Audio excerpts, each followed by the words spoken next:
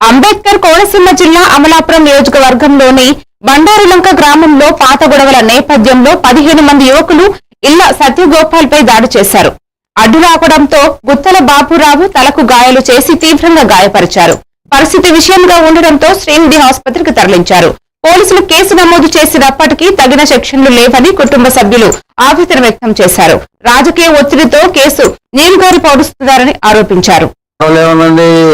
ఇంట్లో ఒక అమ్మాయి ఉందండి. ఆ అమ్మాయికి కుర్రోడికి ఏదో ఉందండి. ఎప్పుడు ఆ అమ్మాయికి మ్యారేజ్ అయిపోయిందండి. ఆ అమ్మాయి ప్రెగ్నెంట్ కూడా.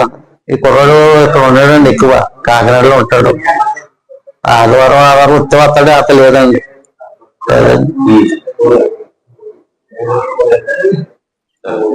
ఇప్పుడు బండలంక నిన్న 4:30 టైంలో అట్టిమూడ తోట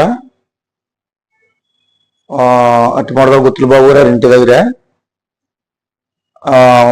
ఇళ్ళ సత్యగోపాలు బాబు గారు ఇంటి దగ్గర కూర్చున్నాడు. కూర్చుండంతో ఒక ఆడవాడు వచ్చి అలాగా బీర్ బాటిల్ ఇస్తారని ఏదో చిన్న డిస్కషన్ మీద మాట్లాడటం జరిగింది. ఇలా వెనకాల వెంటనే 20 మంది వచ్చి అటాక్ చేశారు. అటాక్ చేసి ఇలా మధ్యన మా చిన్నాన్నగారు అంటే బాబు గారు మధ్యన ఎడదిగితే వెళ్ళేటప్పటికి సమయంలో ఆయన బుర్ర పగల కొట్టారు. బుర్ర పగల కొడితే దీనికి పోలీస్ స్టేషన్లో వాళ్ళ కంప్లైంట్, రివర్స్ కంప్లైంట్ వీళ్ళు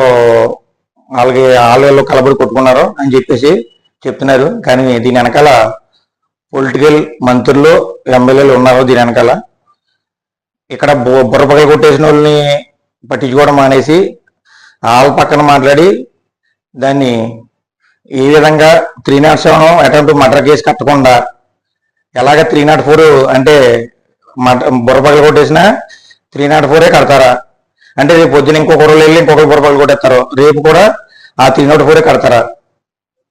అది దాన్ని బట్టి దీనికి వాళ్ళకి తగ్గ న్యాయం చేయాలని కోరుకున్నాం.